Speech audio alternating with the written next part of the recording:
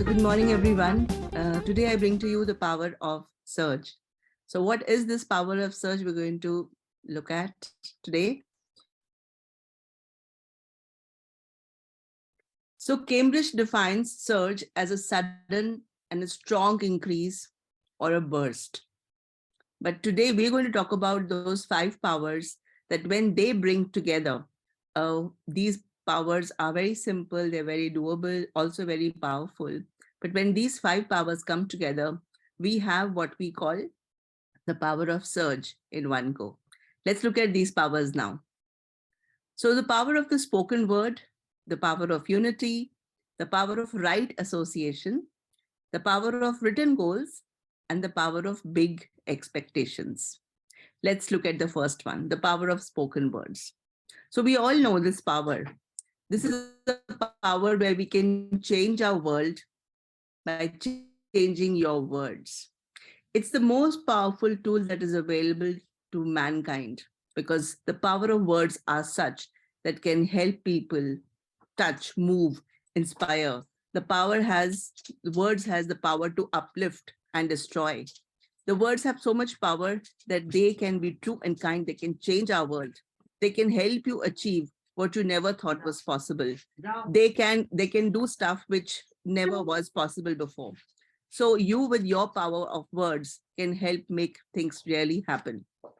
Now, when we talk about the power of words, there are 2 words that we talk of. The words that we speak to others and the words that we speak to ourselves. When we talk about speaking to others in our own businesses, we all are in the people business and we are communicating with people. We're communicating to them through different mediums. It could be through team meetings, it could be through one-on-ones, it could be during mentoring or counseling, it could be through messages, through emails, through phone calls, and through many other casual conversation. So let us look at what are those principles that we should be looking at when we really want to create that great impact on the people with whom we are communicating. And basically, these are all people who are our stakeholders. So having, a consistent communication, being real, being consistent, being authentic, not talking behind, not complaining, taking care note of our verbal language, our non-verbal language, being polite, being respectful. We all know this, so it's a refresher. So use uplifting vocabulary, because when you do that, you're impacting the people, and at the same time, you're also helping yourself, stay motivated. And there's a very nice principle called the think principle. The think principle is basically an acronym, and it's a principle that you can use before you start talking. What is that? You say, is this true? What am I going to speak? Is it true? Is it helpful? Is it inspiring? Is it even necessary? And is it kind? So if you ask these 5 small questions, you will be in a position to really, stay your course and not, go overboard, and committed to communicating more with power and impactfully. So I remember a poster that I used to have in my room as a young girl, and it said that be careful of the words you say, keep them soft and sweet. You never know from day to day which ones you'll have to eat. So be careful of your words. So that was speaking to others. What about speaking to yourself? So your words are your communication with the universe. These are self this is self-talk. So what we communicate, what we think over repeatedly is dominant. The reaction that you give to anything that you encounter, it could be a tough situation, it could be something which it just comes your way. What is it that you speak to yourself? And remember, when whatever is coming out, you're basically telling subconsciously, to your subconsciously, you are just repeating that. And your subconscious is basically getting that message that this is what you expect. This is what you get, because that's what you've been telling yourself. So your thoughts basically become your command. So it's important to have empowering and optimistic thoughts, because That's when you use uplifting words, you're talking to yourself and you believe in yourself, and you are in a position to make it happen. And this spreads out to the others as well in your vicinity. Second is the power of unity. So we've all been brought up with stories about how there's unity in strength. So again, at the core of our business, at the core of our families, we're talking about people helping people, family members helping family members, and bringing people together, working together closely. And when we work together closely, good relationships are bound to happen. And that's when teamwork becomes a dream work. And when teamwork becomes a dream work, you build momentum. So are we doing this? So Dr. Stephen Covey in his book talked about these three levels of leadership. He said dependence, independence, and interdependence.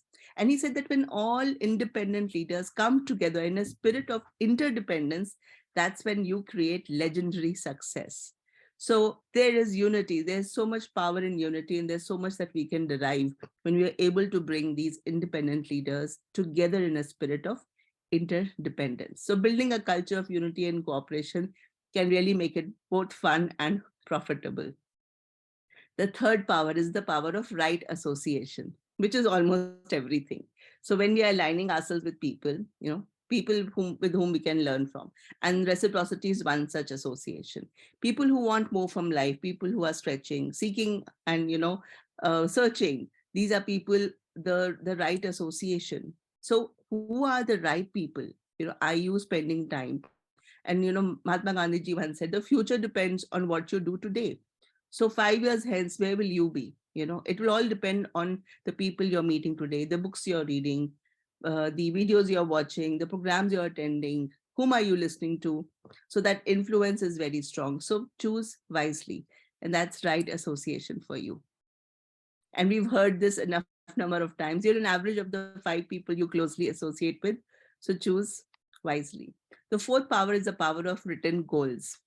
So people with clear written goals accomplish more in shorter period than people who don't. So what is this power? So to cite a study by the Harvard, this was done on Harvard graduates. It was the late 70s. The graduating class was asked, and only 3% had clear written goals, and they had plans to accomplish them. The next 13% had goals, but they were not committed, and they were not definitely not put down on paper. And the balance of 84% did not set any goals. So 10 years later, when they kind of again opened up the research to say, where have these people reached? So the result is very clear. People who had clear written goals earned 10 times as much as the other 97% combined, which meant that if you have goals, and we all have, but they're not written down, the written goals, there's energy, there's power, and that itself makes a big difference. So the power of written goals. So write it down, because when you write it down, you're giving it energy. You're making your wishes into wants, your can'ts into cans, your dreams into plans, and your plans into reality. So don't just think it, ink it, and then add some spark to it. Talk about it, create pocket cards, because when you look at those cards, it's a reminder, it's something that you can use. So add that spark there. Announce your goals, share it with people, so that you've like announced it, this is what I'm doing. Read them as many as times as possible. Definitely in the morning, definitely before you go to bed, and just keep them around. And lastly comes the power of big expectations. So I would say start expecting big from yourself.